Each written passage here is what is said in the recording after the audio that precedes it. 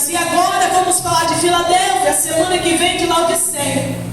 E a palavra do Senhor vai dizer que 4 igrejas foram elogiadas e repreendidas.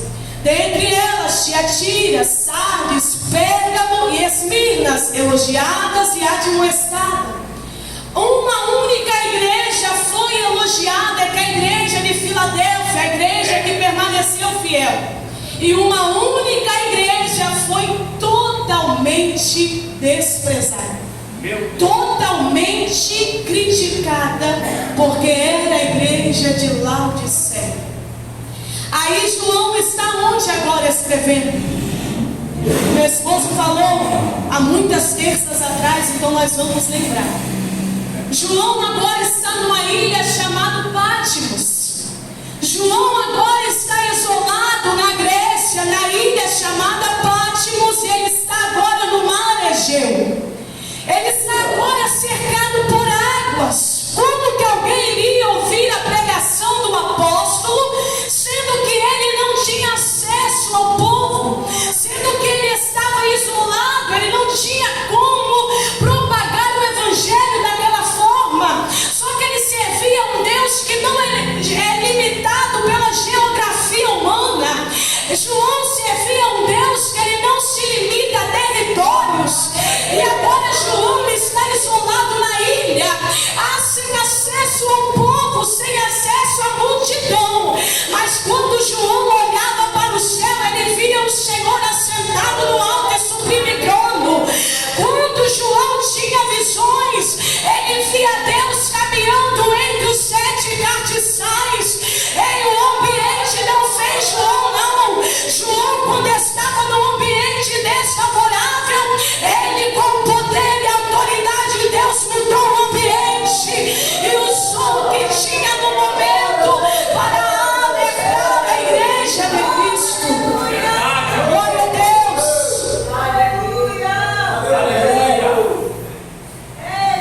Domiciano, o imperador que estava, João estava em Éfeso.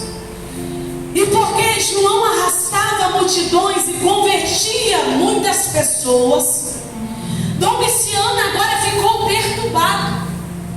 Eu tenho que calar a voz do profeta. Eu preciso parar a adoração do profeta. Eu preciso calar a voz do homem de Deus. E agora Domiciano vai enviar João para esta ilha com a intenção de que vai calar a voz do profeta. Só que Deus, ele é Deus de estratégias. Deus é um Deus de estratégia. Ele usa os métodos. Os melhores métodos que são usados são os métodos de Deus. Agora João está isolado. Agora a palavra do Senhor vai dizer em Apocalipse capítulo 1. Vamos ler aqui porque é um plano de estudo. Apocalipse capítulo 1. Eu, João, que também sou vosso irmão e companheiro na aflição do reino e na perseverança de Jesus Cristo, estava na ilha chamada Patmos por causa da palavra de Deus. Não tinha nada mais por que acusar ele, porque para lá era levado os prisioneiros que não agradavam ao imperador. Só que a acusação de João era essa, por causa da palavra de Deus. Paulo e Silas, quando foram lançados na prisão, a única acusação que tiveram contra ele era porque ele expulsou o demônio da mulher. Será que o inimigo tem uma acusação para fazer contra nós? Mas qual é a acusação do inimigo? É a que nós estamos praticando? Será que é a falta em algo para com Deus que o inimigo está acusando? Ou é a vontade de Deus que o inimigo tem tentado nos acusar? Por causa da palavra de Deus. Essa era a acusação de João. E pelo testemunho de Jesus Cristo, por causa de uma vida de testemunho. Neste momento eu fui arrebatado no Espírito no dia do Senhor e ouvi detrás de mim uma grande voz como de trombeta, que dizia: o que vês? Escreve. João, você não está no meio da multidão. Você não tem mais por que abrir sua boca para falar. Não tem multidão aqui na ilha para você ficar falando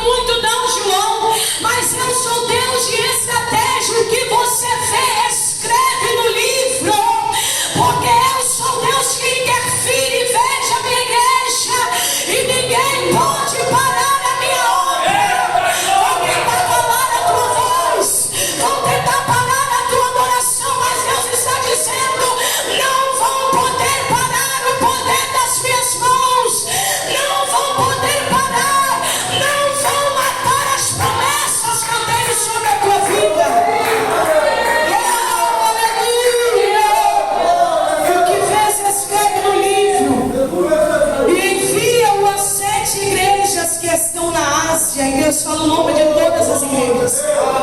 E virei-me para ver quem falava comigo, e virando vi 7 castiçais de ouro. Só que não era 7 castiçais de ouro ao léu, não. Insignificantes, não. Os 7 castiçais são as 7 igrejas da Ásia.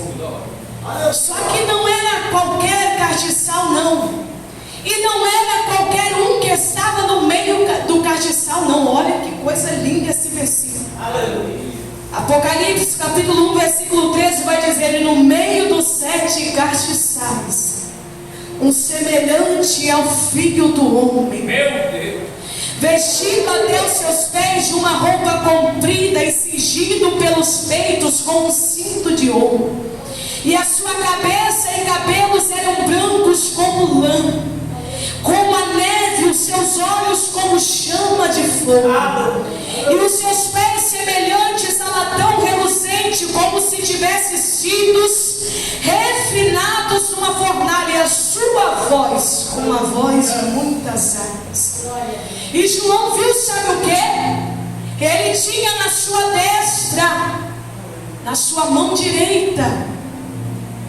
Ei, nós não estamos nas mãos de qualquer um, não. Deus tinha na sua destra 7 estrelas, que significavam 7 anjos, ou 7 pastores, 7 bispos, 7 líderes das igrejas. Deus tinha o poder, a autoridade sobre esses líderes, sobre estes pastores. Eles estão na minha destra, estão aos meus cuidados. Então, quando eu quiser interferir sobre eles, eu vou interferir, porque ninguém pode escapar das minhas mãos. Aí a palavra do Senhor vai dizer que João vai começar agora a escrever, e ele vai escrevendo para essas igrejas até chegar na igreja de Filadélfia. Como eu disse, é numa província romana. Filadélfia tinha uma porta de correio imperial do Oriente para o Ocidente, onde a cultura grega e helenística era disseminada. Então a porta era aberta, o lugar era acessível. Filadélfia significava amor fraterno. Sabe por quê? Filadélfia era uma cidade situada em um lugar de muitos terremotos, por questão de vulcões. Quando o vulcão entrava em erupção, também começavam os terremotos ali naquela região. Então nós entendemos que a Ásia Menor era um lugar de terremotos, era um lugar de instabilidade, não era um lugar seguro. E agora Filadélfia tinha um significado de amor, fraternidade, igualdade, porque Átalo, o imperador, deu de homenagem ao seu irmão chamado Filadelfo. E agora, por causa do amor imenso que ele sentia pelo seu irmão, respeito imenso, ele vai dar o nome da cidade chamada Filadélfia em homenagem ao seu irmão. E nós vamos entender isso, que o Senhor vai pegar o contexto, embora ele não precisa. Ele vai pegar o contexto em que o povo estava vivendo, em que a igreja estava vivendo, para dizer a situação que eles estavam passando. Mas a igreja, ela não necessita de fatores externos, porque Filadélfia estava num lugar que não era estável. Filadélfia estava num lugar que não era seguro. Filadélfia estava num lugar que o culto ao imperador era disseminado. Era como se entregasse folhetos nos dias de hoje para adorar ao imperador. Era algo normal. E o significado da cidade: amor, fraternidade e igualdade. E nós vamos colocar aqui Filadélfia como um lugar chamado Filadélfia. Vamos representar o mundo agora ao nosso redor. Terremotos, vulcões espirituais, perseguições, lamentos, lutas, calúnias contra a nossa vida. Filadélfia, culto ao imperador, pessoas pagãs, pessoas adorando a Satanás. Hoje em dia é quase normal ver nas redes sociais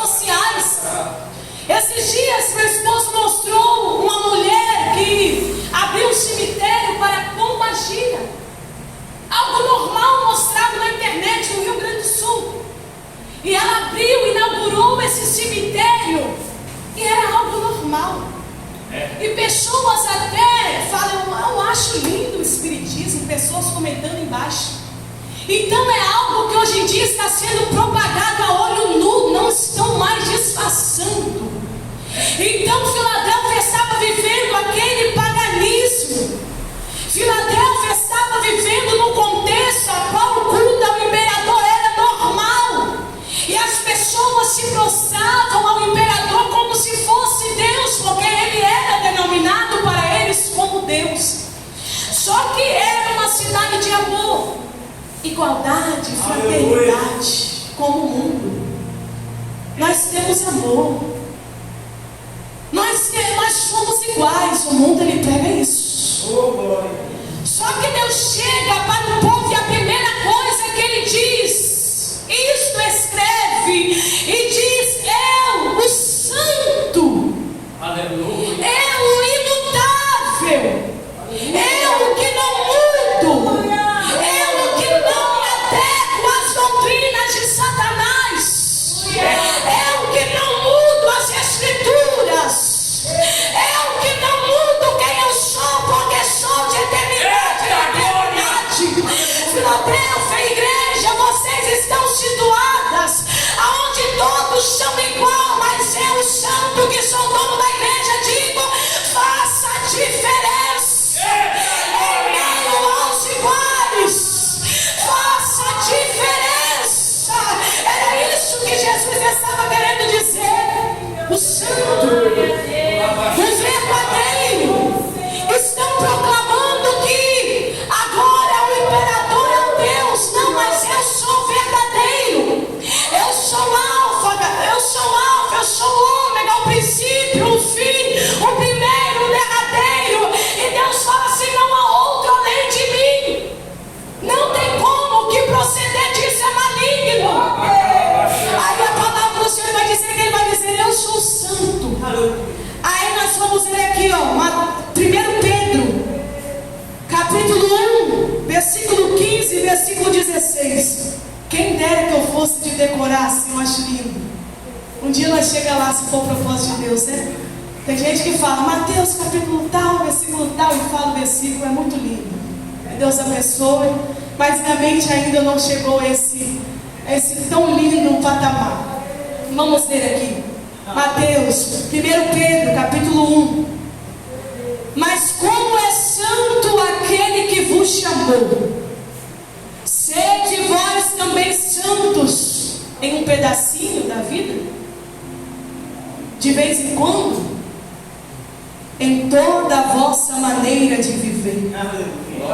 Porquanto está escrito: sede santos, porque eu sou santo. Deus ele exige santidade da igreja, porque ele é santo.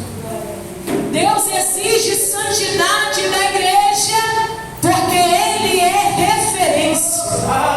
E Deus ele não é santificado, não, ele é santo. Santificados temos que ser nós, que a cada dia vamos nos santificar. Só que ele já é a santidade, ele santifica, ele não é santificado, ele não precisa se santificar para se tornar santo, porque ele já é a própria santidade.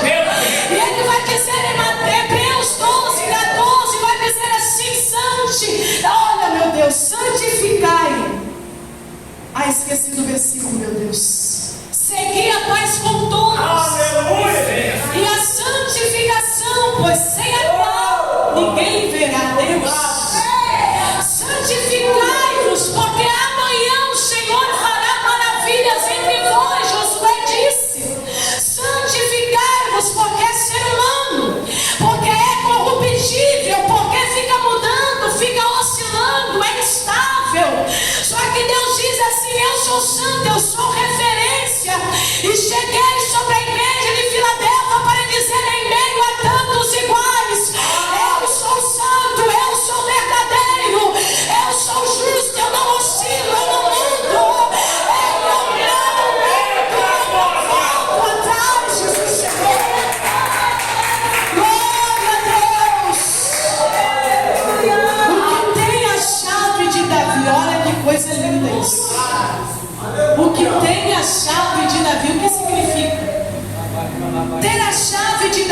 significa que ele tem a autoridade.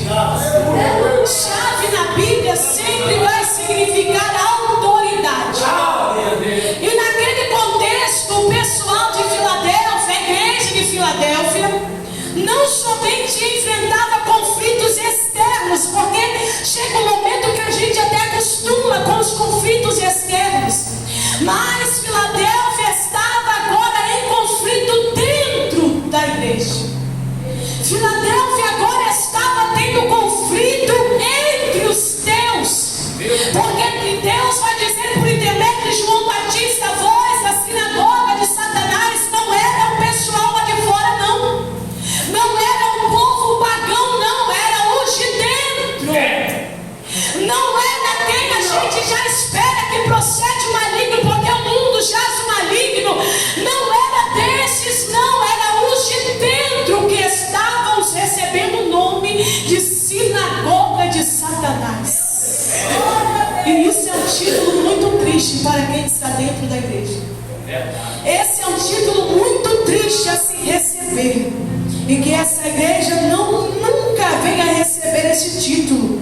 Alguém que está aqui dentro nunca sirva de boca de Satanás, porque Deus é o Deus que sonda os corações, e por mais que a boca não fale, Deus conhece os teus pensamentos. Deus disse para a igreja de Esmirna: eu não só conheço as tuas obras, não, eu conheço os teus pensamentos, eu sondo o coração e os rins. Isso queria dizer, eu vou no mais profundo, eu te conheço mais do que você mesmo. Então é o momento que você pensar, eu já sabia o que você iria pensar. Aí a palavra de Deus vai dizer: eu tenho a chave de Davi. E o que significava isso?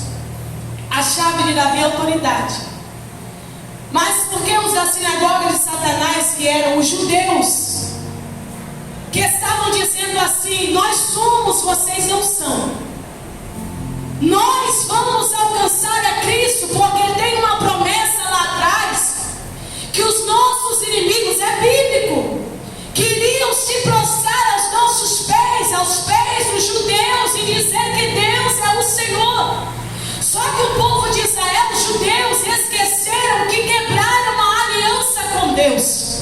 E essa promessa vai ser agora para os gentios. No final aqui dos versículos, essa promessa agora vai se encaixar para os gentios, porque nós aceitamos a Cristo, aceitamos o sacrifício vicário de Jesus na cruz do Calvário. Então essa promessa foi restabelecida para nós. Aí os judeus estavam dizendo assim: vocês não podem ser salvos, não têm o sangue. Vocês não podem ser salvos, não são da linhagem. Vocês não podem alcançar, porque não são judeus. Aí Deus diz por intermédio de João Batista na carta, dizendo: eu sou o que tem a chave. Eles acham até que tem a porta, mas eu sou o que tem a chave nas minhas mãos. O ser humano pode achar que até tem a porta, mas se não tiver a chave, ninguém vai abrir. Mas Deus chegou para a igreja de Filadélfia e disse: eu sou o que tem a chave. A autoridade está em minhas mãos. E Ele completa: eu sou Deus que fecha e ninguém abre, e abre e ninguém fecha. Eu tenho a autoridade. Aleluia. Eu tenho a autoridade. E isso nos conforta. E os judeus estavam dizendo assim: não tem salvação. Só que se nós anularmos a cruz, não tem esperança para nós. Se nós anulássemos a morte de Jesus e falássemos assim: não precisa morrer. Se lembra que ele repreendeu Pedro, que antes tinha sido boca de Deus, agora Deus falou: para trás de mim, Satanás. Porque Satanás usou a boca dele para dizer: não pode morrer não. Porque Satanás entendia a importância da morte de Jesus na cruz do Calvário. E agora o povo os judeus não acreditam que Messias veio. Eles não acreditam que somente o sangue de Jesus os purifica de todo pecado. Eles acham que é insuficiente. Não tem como. Só que Deus Jesus, se anulássemos o sacrifício dele, não havia esperança para a igreja. Estaríamos condenados ao inferno. Não haveria remédio para os pecadores que somos nós. Ele vai dizer: o que abre ninguém fecha, o que fecha ninguém abre. E o que significava também ter a chave de Davi era: eu sou da descendência de Davi. Porque eles esperavam que viria um descendente de Davi, porque também é promessa na Bíblia Sagrada. E ele é o leão de Judá. Ele é descendente de Davi. Jesus é descendente de Davi, mas como? Como ele é descendente de Davi se não teve relação para que Jesus viesse por intermédio de José e Maria? Como ele é descendente de Davi? Só que a palavra do Senhor vai dizer que veio os principais reis, Saul, veio Davi, veio Salomão, e nesses 6 reinados o reino era unido, o reino era unificado, era um só Israel. Mas quando Salomão morre, o seu filho Roboão vai entrar em conflito com Jeroboão, vai haver um conflito de interesses, e agora vai se dividir o reino do norte, que é Israel, e o reino do sul, que é Judá. E agora, quando se divide, vai começar ali a descendência. Só que chega um momento que os reis vão começar a se corromper de tal maneira que, se eu não me engano, Isaías ou Jeremias veio repreender, agora no reinado de Jeoiaquim, vai dizer que não haveria rei mais, que haveria uma maldição sobre os reis a partir daquele momento. E como Jesus poderia vir de algo da descendência que estava manchada? Agora veio nos filhos, Roboão, foi partindo de Roboão, foi pecando, e parou lá em Jeoiaquim. E havia uma maldição: quem viesse depois dele seria um rei amaldiçoado. Aí a palavra do Senhor vai dizer que havia um filho esquecido de Davi, chamado Natã. Aí a palavra de Deus vai dizer assim: imagina o povo pensando assim, imagina o inimigo, não tem como. Se Jesus vier desta linhagem manchada, como houve maldição, como que nós vamos crer em alguém que vem de uma linhagem porca dessa? Como nós vamos crer que Jesus é o Salvador, se ele vir de uma geração, de uma descendência amaldiçoada? E agora imagine o inimigo batendo palma, não vai vir o Messias. Só que Deus disse assim: olha, José era da tribo de Judá, Maria também. Aí de José a descendência estava amaldiçoada. Aí Deus falou assim, por intermédio, ele vai dizer assim: a virgem conceberá e dará luz a um filho. Eu não vou manchar o nome do Todo-Poderoso. Eu não vou trazer Jesus da descendência contaminada, não. O filho esquecido. Natã não foi rei. A descendência depois de Natã não teve rei. Só que aí Deus chega por intermédio. Agora Deus vai usar alguém, vai dizer assim: a virgem conceberá. E vai vir da descendência de Natã. Vai ser um reino direto do trono de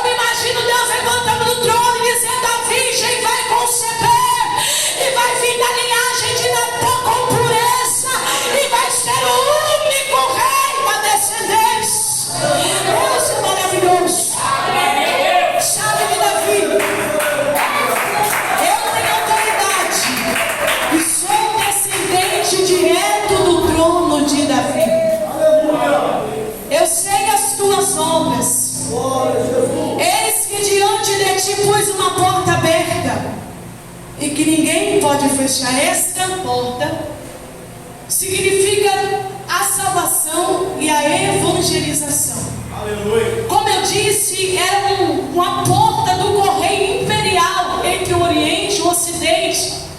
E da mesma forma que era pregada a cultura helenística e grega, também os cristãos tinham a oportunidade de propagar o evangelho de quem entrasse e saísse daquela cidade.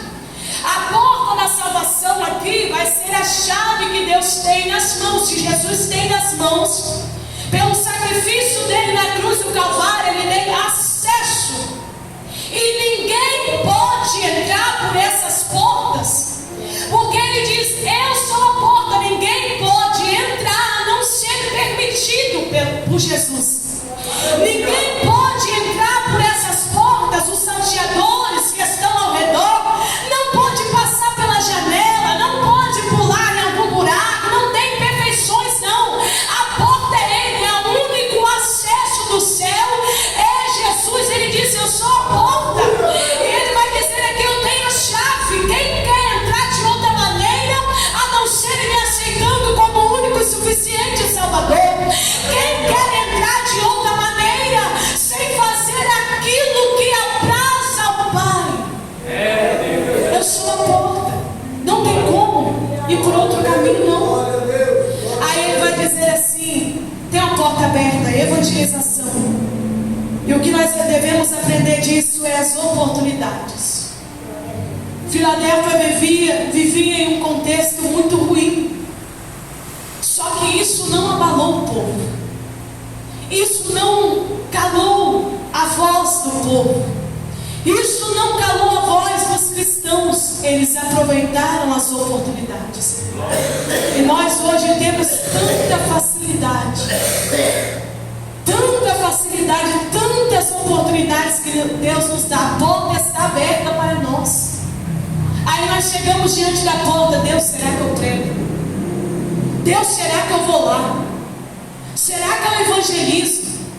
Meu Deus, será que eu visito essa pessoa? Meu Deus, será que eu faço isso? Será que eu falo o que o Senhor está me falando? A gente chega diante de uma oportunidade e começa a indagar e não entra pela porta que está aberta. Só que devemos aproveitar as oportunidades, porque a porta está aberta, não será fechada. Ele fala, não será fechada pelos homens quando ele fala isso. Mas quando ele resolver enviar o Filho para buscar a igreja, e essa porta se fechar, pode bater na porta, pode levar muitas coisas para tentar abrir essa porta.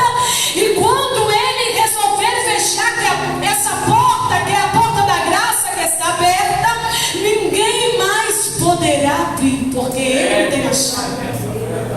E a porta da graça não tem maçaneta para o lado de fora.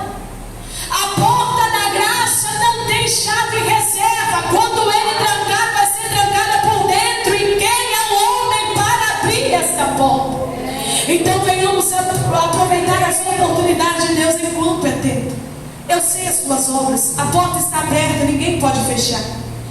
Tendo pouca força, guardastes a minha palavra e não negastes o meu nome.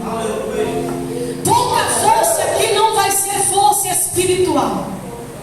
A pouca força que a Bíblia vai dizer aqui é a força aquisitiva.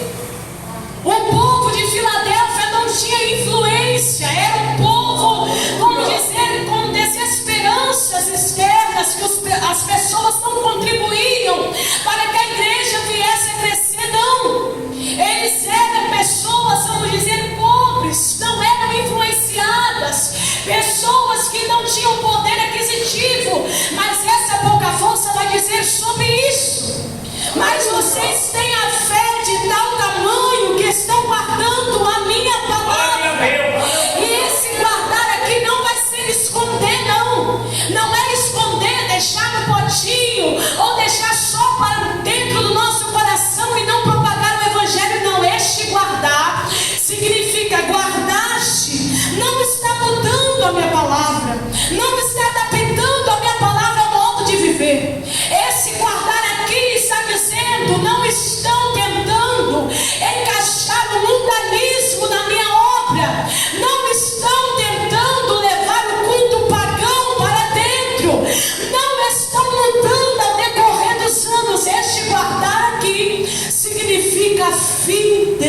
iniquidade do povo. Glória a Deus. Aí a palavra do Senhor vai dizer assim: guardastes o meu, e não negastes o meu nome.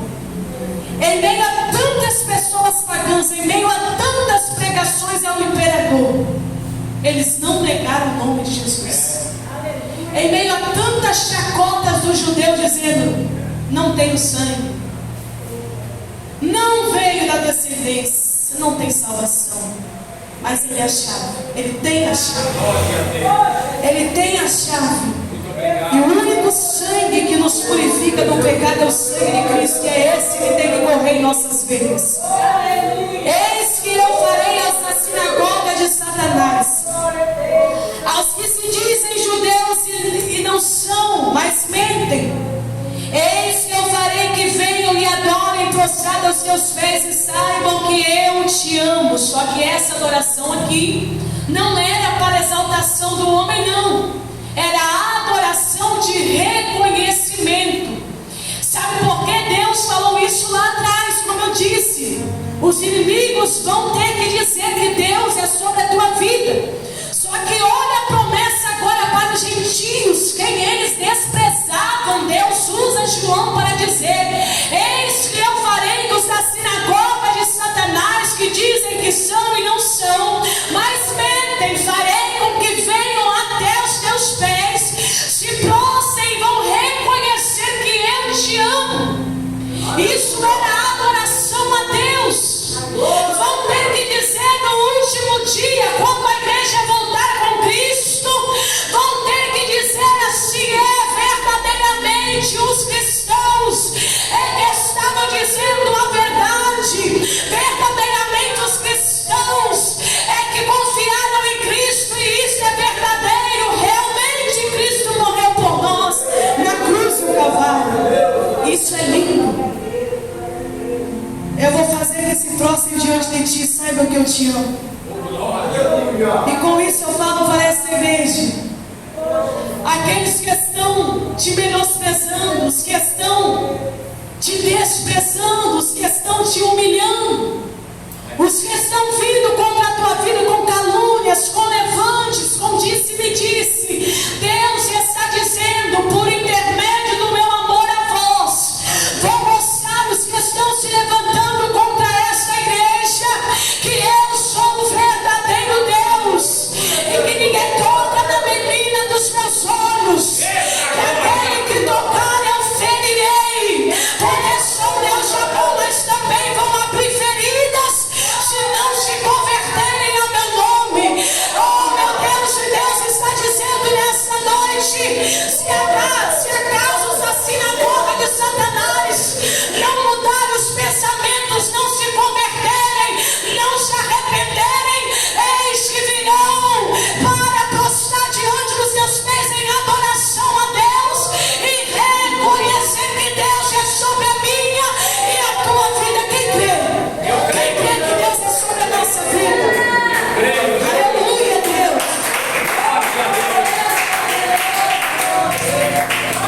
Infelizmente, os da sinagoga de Satanás, aqui vou repetir mais uma vez, eram de dentro. E não tem sido diferente nos dias de hoje, infelizmente. Graças a Deus que aqui no Garrido é uma igreja que ainda se preserva, graças a Deus. Mas eu já fui em igrejas que a irmã não senta do lado da irmã, porque tem ódio. Eu já fui em igrejas, já fui tratada também desta maneira. Pessoas que quando eu era pequena e eu ia louvar, ficavam rindo da minha cara. Uma senhora do círculo de oração cochichava e ela não sabia que quem estava do lado dela era minha tia. E minha tia falava as coisas horrorosas que ela falava quando eu estava sentado do lado dela enquanto eu estava louvando. Só que esse tipo de pessoa, se formos responder na mesma moeda, vamos perder a salvação junto com ela.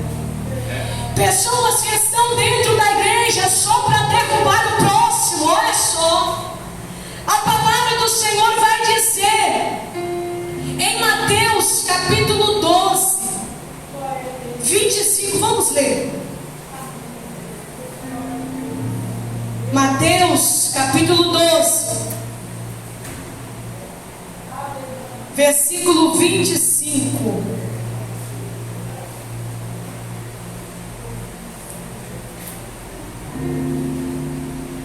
Havia ali uma contenda entre os fariseus. E a palavra do Senhor vai dizer que eles trouxeram o endemoniado, cego, mudo, e Deus curou. E agora a multidão foi admirar-se com aquilo. E agora os fariseus, ouvindo, vão dizer assim: este não expulsa os demônios, senão por Beelzebul, príncipe dos demônios. Aí no versículo 25, Deus vai dizer assim: Jesus, porém, conhecendo seus pensamentos, disse-lhes: todo reino dividido contra si mesmo é devastado, e toda cidade ou casa dividida contra si mesmo não subsistirá. Como o demônio expulsa o próprio demônio? Como o irmão mata o próprio irmão? Como a igreja contende contra si mesmo?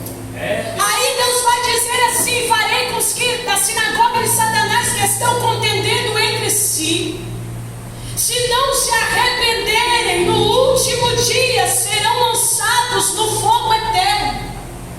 A tristeza para aqueles que estão na igreja e que não são, dizem que são e não são. A maior tristeza para aqueles que estavam vindo constantemente na casa do Senhor é dizer: apartai-vos de mim, maldito. E não vai ser de Satanás que vai sair essa palavra, não, vai ser do próprio Deus. Olha que tristeza. Maldito, apartai-vos de mim para o fogo eterno, eu não vos conheço. Ah, mas eu era judeu, eu tinha o sangue, eu tinha aparência, eu sabia as leis, eu sabia de tudo. E Deus vai dizer: apartai-vos de mim. Eu estava constantemente na igreja, falando do teu amor, com a minha saia no pé. Eu estava toda parecendo cristã, andava nos usos e costumes da igreja, orava tantas horas, jejuava tantas horas. E Deus vai dizer assim: não vigiou quando estava julgando outro, ao invés de julgar a si mesmo para os pecados sair da tua vida. Não vigiou quando Deus permitiu alguém chegar próximo, ao invés de dizer algo que iria levantar essa pessoa do fundo do poço, fez com que essa pessoa ficasse pior ainda. Pessoas que estão na igreja nessa situação. É muito triste o que acontecerá no último dia, mas ninguém será desconhecedor desta palavra. Ninguém será tomado por inocente. O inocente não vai ser por culpado, e o culpado não vai ser por inocente, diz a palavra do Senhor.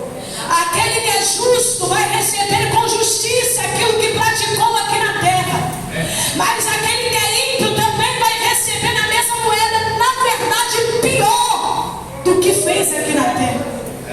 Aí a palavra do Senhor vai dizer: venham, se prostrar aos seus pés e adorar, porque acham que são e não são, mas vão ter que conhecer que Jesus Cristo é sobre a nossa vida. Nós somos os gentios. Graças a Deus ainda que eu falo que os judeus não aceitaram a Jesus, porque nessa ganância que eles têm assim, a salvação é só nossa, eles não querem dividir. Tem pessoas que parecem, que eu já vi infelizmente no nosso ministério, que parece que tem um livro com os nomes de quem vai entrar no céu. Vai dizer assim: esse vai, esse eu não gosto não, esse aqui não vai. Verdade. Esse aqui me agrada, esse aqui vai. Fulano não vai não. Cicrano não vai não, porque ele não fala do jeito que eu gosto. Ele não anda do jeito que eu espero. Parece que tem pessoas que têm o livro com os nomes. Aí a palavra do Senhor vai dizer da seguinte maneira: que João vai ter uma visão. Já vamos finalizar, amém? O livro e o cordeiro. Apocalipse capítulo 5. E vi na destra do que estava sentado sobre o trono um livro escrito por dentro e por fora. Esse aqui não vai ser um livro com os nomes. Por dentro e por fora selado com 7 selos. E vi um anjo forte bradando com grande voz: quem é digno de abrir o livro e desatar os seus selos? Aleluia. E ninguém no céu, nem na terra, nem debaixo da terra podia abrir o livro e nem sequer olhar para ele. Aí os cristãos, que se dizem cristãos, estão se achando quem vai e quem não vai entrar no céu. Se o anjo, um forte anjo, que imagine conjecturando, João falava assim com ele, quando ele falou quem é digno, talvez João disse assim: você é digno, o Senhor é digno, meu anjo forte, você é digno de abrir o livro, porque é um anjo forte. Aí eu imagino o anjo respondendo: eu sou forte, mas não sou digno. Agora o ancião, tem um ancião lá também nesse contexto. Eu imagino João olhando para o ancião, conjecturando, e vai dizer assim: o Senhor é ancião, tem experiência, tem maturidade. Ele vai dizer assim: eu tenho muitas coisas, mas não sou digno de abrir este livro. Aleluia. Ele é digno. Aí João chorou muito, porque ninguém for achado digno para abrir o livro, nem o ver, nem olhar para ele. Só que o capítulo 5 nos alegra de tal maneira, sabe por quê? Um dos anciãos disse: não choreis, eis aqui o leão da tribo de Judá, a raiz de Davi, que venceu, para abrir o livro e desatar os 7 selos.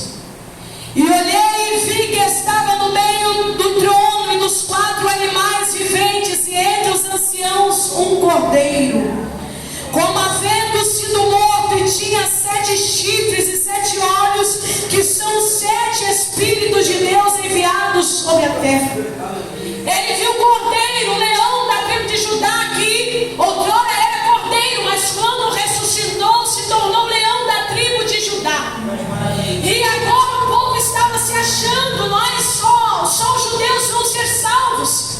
Só que aí Jesus chega e disse: eu tenho a chave, eu sou o cordeiro, eu sou agora o leão da tribo de Judá, eu sou a porta, e só vai ter acesso à salvação aquele que aceitar o meu sacrifício. Ele é o leão da tribo de Judá. Ele é digno de abrir a porta e desatar os selos. Aí a palavra do Senhor vai dizer assim: porque guardaste a palavra da minha paciência, também eu te guardarei da hora da tentação. Aqui vai haver uma divisão no meio evangélico dos pré-tribulacionistas e dos pós-tribulacionistas. Creio que todos que estão aqui são pré-tribulacionistas, porque nós pré-tribulacionistas defendemos que Jesus vai voltar e buscar a tua igreja, que aqui lendo a Bíblia em Apocalipse capítulo 4, quando acabou o capítulo 3, a partir do versículo 4 até o versículo 19, a igreja já não está mais na terra. A igreja só vai voltar a partir até o capítulo 18, ela vai voltar agora no capítulo 19, já reinando com Cristo. E aqui não havia ainda tribulação no capítulo 4.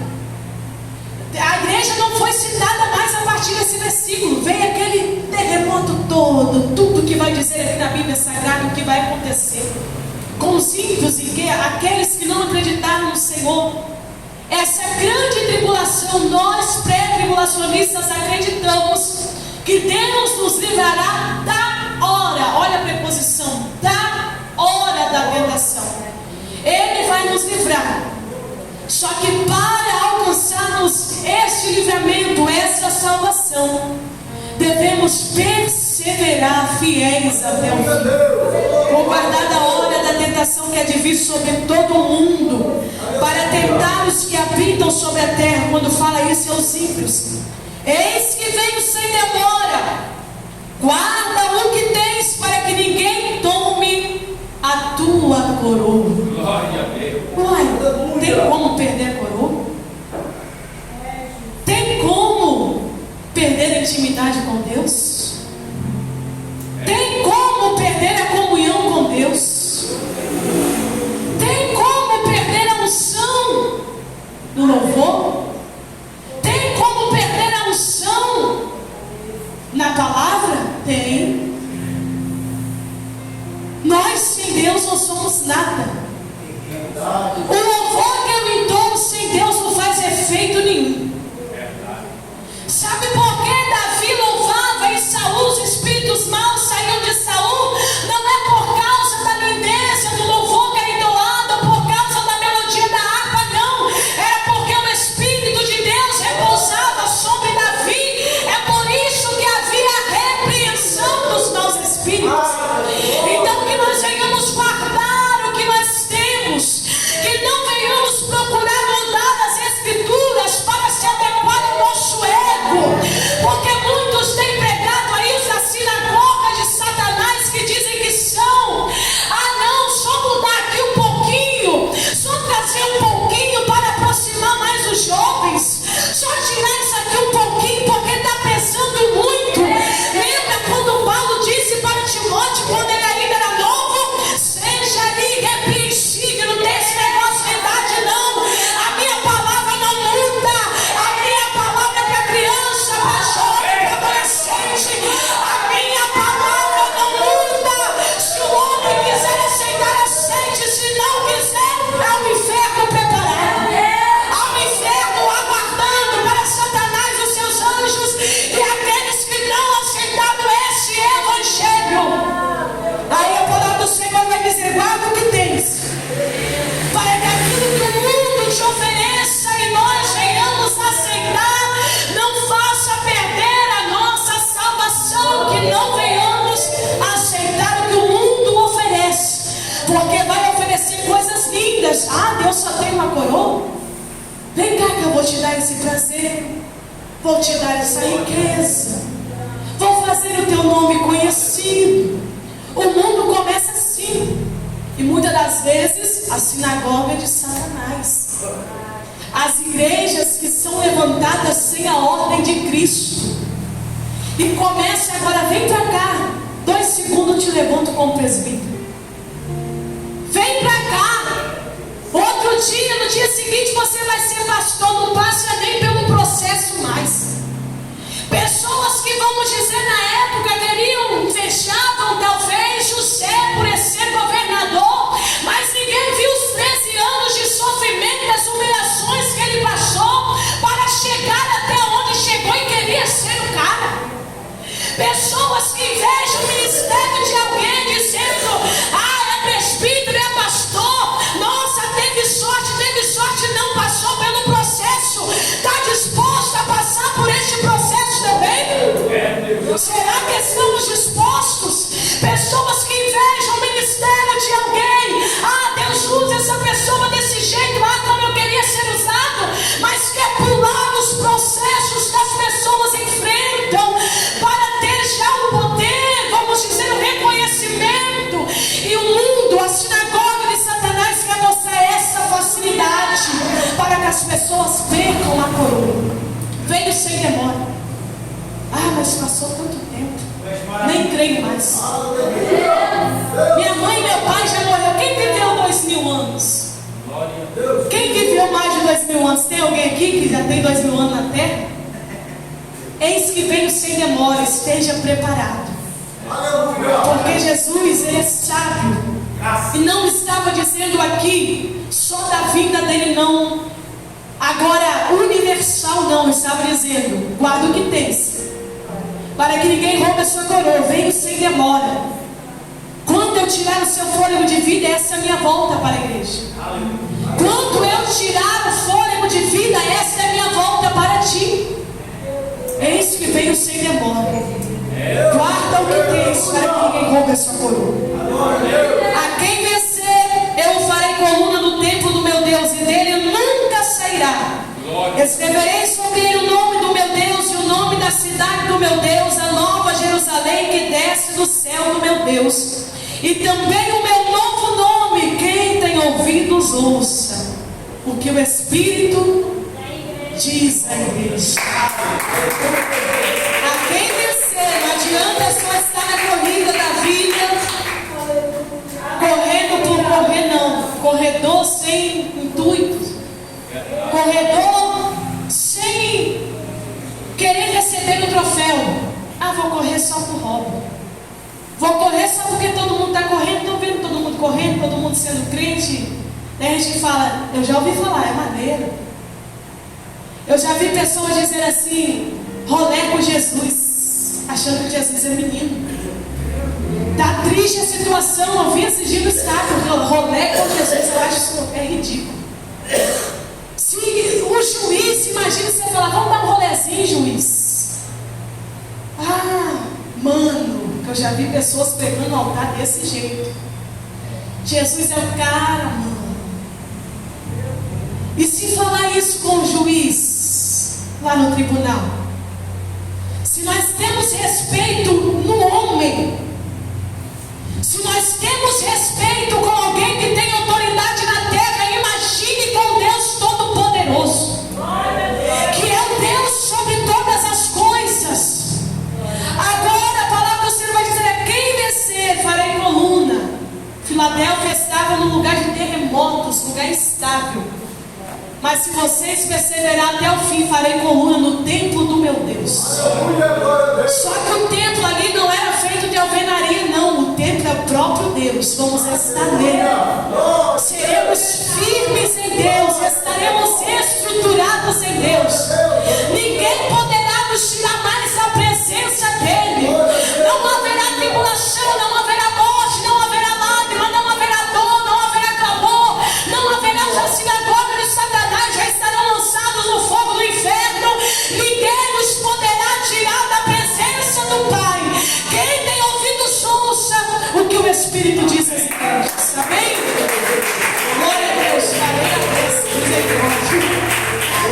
Misericórdia. Olha pro relógio, daqui a pouco já está passando.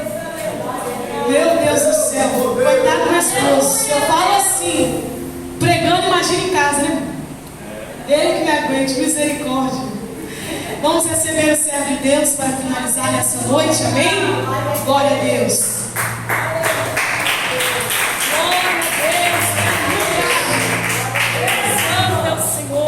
Louvado seja Deus, que bênção, né, irmãos?